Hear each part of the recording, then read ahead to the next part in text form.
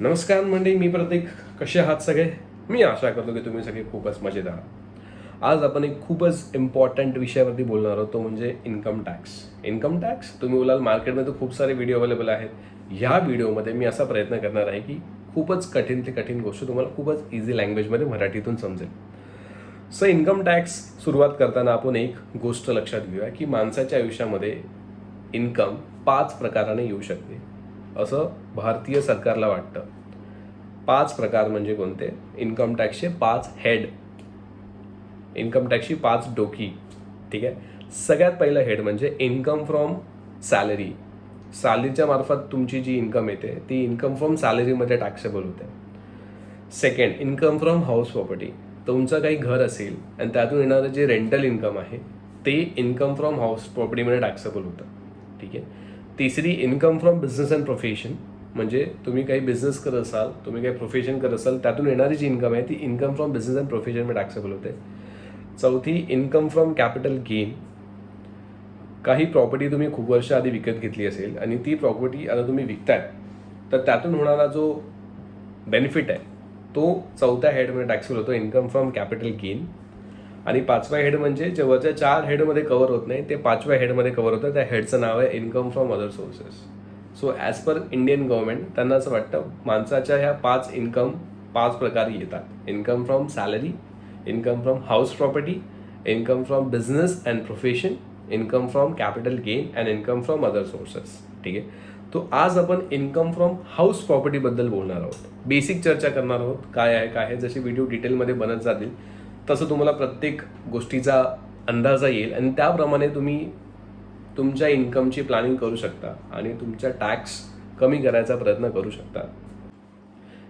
So आपण बोलूया आज इन्कम फ्रॉम हाऊस प्रॉपर्टीबद्दल. ठीक आहे. इन्कम फ्रॉम हाऊस प्रॉपर्टीमध्ये टॅक्स लागण्यासाठी 2 महत्त्वाच्या गोष्टी इम्पॉर्टंट आहेत. फर्स्ट, ती एक हाऊस प्रॉपर्टी पाहिजे. ठीक आहे. हाऊस प्रॉपर्टी पाहिजे. आणि सेकंड, त्या हाऊस प्रॉपर्टीचे तुम्ही मालक पाहिजे, तरच त्या हाऊस प्रॉपर्टीचा टॅक्स तुमच्या हातामध्ये टॅक्सेबल होईल. ठीक आहे. जर तुम्ही त्या घराचे मालक नसाल तर त्या घरातून येणारी जी इन्कम आहे ती इन्कम फ्रॉम हाऊस प्रॉपर्टीमध्ये न जाता ती इन्कम फ्रॉम अदर सोर्सेसमध्ये जाईल. ठीक आहे. तुम्ही जर त्याचे मालक असाल तर त्याची इन्कम फ्रॉम हाऊस प्रॉपर्टीमध्ये जाईल, नसेल तर अदर सोर्सेसमध्ये जाईल. ठीक आहे. आता इन्कम फ्रॉम हाऊस प्रॉपर्टीमध्ये 3 कॅटेगरीची बायफर्केशन होते. सगळ्यात पहिलं, सेल्फ ऑक्युपाईड प्रॉपर्टी.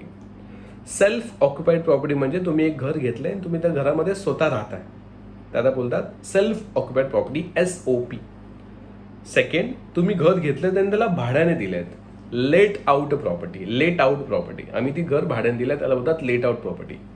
आणि तिसरं म्हणजे deem to be let out property. तुम्ही त्याला भाड्याने दिलेलं नाही पण सरकार असं मानणार की तुम्ही ते भाड्याने दिलेलं आहे, जबरदस्ती, आणि त्याच्यावर तुमच्यावरती त्या घरावरती तुम्हाला टॅक्स भरावा लागेल. त्याला बोलतात deem to be let out property. Sir अशी कोणती घर आहे जे तुम्ही deem to be let out मानणार? सिंपल, सरकार हे सांगते. पहिलं कसं होतं, तुम्ही 2 घरं असाल तुमच्याकडे तर एक घर SOP मानणार, एक घर deem to be let out मानणार जर तुम्ही त्याला भाड्याने दिलेलं नसेल तर.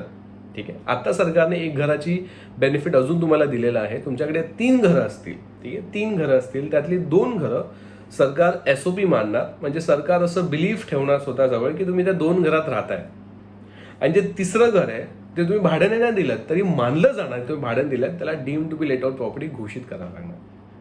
ठीक आहे. सर आता समजा तिन्ही घरात आम्ही राहतोय, मोठी फॅमिली आमची, तिन्ही घरामध्ये आम्ही राहतोय, एकाच नावाची तिन्ही घरं आहेत. सो कोणतं घर आम्ही सरकार LOP मानणार, कोणतं घर सरकार DLOP मानणार, म्हणजे deem to be let out मानणार, कोणतं घर SOP मानणार, तर ते आपल्यावरती आहे. सरकार आपल्याला हे सांगते की तुम्ही ठरवा तुम्हाला कोणती प्रॉपर्टी, कोणत्या 2 प्रॉपर्टी SOP मानायच्या आणि कोणती एक प्रॉपर्टी तुम्हाला deem to be let out property मानायची आहे. मग ते आपल्यावरती, मग ज्याच्यात सगळ्यात जास्त बेनिफिट आहे तो डिसिजन आपण घेणार. बरोबर. ओके. आज आपण फक्त एकाच विषयावरती बोलणार आहे की हाऊस प्रॉपर्टीमध्ये कोणत्या खर्चांचं डिडक्शन भेटतं. नंतर पुढच्या व्हिडिओमध्ये आपण हे डिस्कशन करणार की हाऊस प्रॉपर्टीची इन्कम कशी कॅल्क्युलेट केली जाते.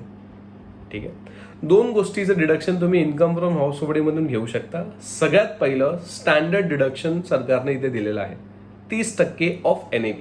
आता हे NAV कसं येतं ते आपण नेक्स्ट व्हिडिओमध्ये बघणार. तो हा 30%चा काय क्लॉज आहे तो आपण नेक्स्ट व्हिडिओमध्ये बघूया. पण आज आपल्याला इम्पॉर्टंट हे जाणायचं की 24B म्हणजे तुम्ही ते घर विकत घेतलंय, समजा ते लोनवरती घेतलंय, तर त्या लोनचा इंटरेस्ट जो आहे तो तुम्हाला इन्कम फ्रॉम हाऊस प्रॉपर्टीच्या खर्चामधून तुम्हाला मायनस होतो. ठीक आहे. आता इथे महत्त्वाचा भाग आहे, जर ती प्रॉपर्टी तुमची सेल्फ ऑक्युपाईड प्रॉपर्टी असेल, SOP, त्याला काही 30% रिडक्शन भेटत नाही. हे जे मी तुम्हाला सांगतोय लेट आउट प्रॉपर्टीचं सांगतोय, म्हणजे तुम्ही घर भाड्यात दिलेलं आहे, त्यातून कोणते डिडक्शन घेणार? 2 डिडक्शन घेणार. पहिलं 30% वाला आणि दुसरं म्हणजे तुमचा interest component. Sir interest component SOP मध्ये पण घेणार का? हां, SOP मध्ये पण इंटरेस्ट घेणार. इंटरेस्ट सगळ्यामध्ये भेटतो, फक्त जो 30%चा जो पोर्शन आहे ना स्टँडर्ड डिडक्शन, तो फक्त LOP आणि deem to be let out प्रॉपर्टीला भेटतो. म्हणजे तुम्ही जर घर भाड्याने दिलं असेल किंवा ते घर भाड्याने दिलेलं आहे असं मानलं गेलं असेल, ह्या दोन्ही गोष्टींमध्ये तुम्हाला 30%चा बेनिफिट सुद्धा भेटतो. 30% म्हणजे काय आहे ते आपण व्यवस्थित इन डिटेल आपण पुढच्या व्हिडिओमध्ये बघणार. ठीक आहे, ओके. सो इंटरेस्टवरती बोलूया आपण. कोणता इंटरेस्ट तुम्हाला भेटतो इथे लक्षात घ्या. सरकारने तुम्हाला खूप सारे बेनिफिट दिलेले आहे. घर विकत घेणं किंवा सरकारला हे वाटतं की तुम्ही घर विकत घेतलं पाहिजे, त्यासाठी सरकारने हे सांगितलंय, इन्कम टॅक्स डिपार्टमेंटने हे सांगितलेलं आहे की तुम्ही कोणाकडूनही घर घ्या, घर कोणाकडूनही घ्या, त्याचा इंटरेस्टचा बेनिफिट तुम्हाला इथे देणार. आता ते किती देणार? असं असतं ना की मला बँकेतूनच लोन भेटलं पाहिजे का? नाही, मी माझ्या मित्राकडनं, माझ्या वडिलांकडनं, माझ्या रिलेटिव्हकडनं लोन घेतलंय, त्यांना मी इंटरेस्ट, त्या इंटरेस्टचं पण बेनिफिट मी ते घेऊ शकतो. आता दुसरा क्वेश्चन हा येतो की किती? जर तुम्ही लोन एका छोट्या कामासाठी घेतलं असेल, जसं रिपेअर्स आणि रिनोव्हेशन, ह्या कामासाठी जर घेतलं असेल तर तुम्हाला 30,000 पर्यंतचा बेनिफिट भेटतो. म्हणजे 30,000 पर्यंत तुम्ही इंटरेस्टचं बेनिफिट घेऊ शकता.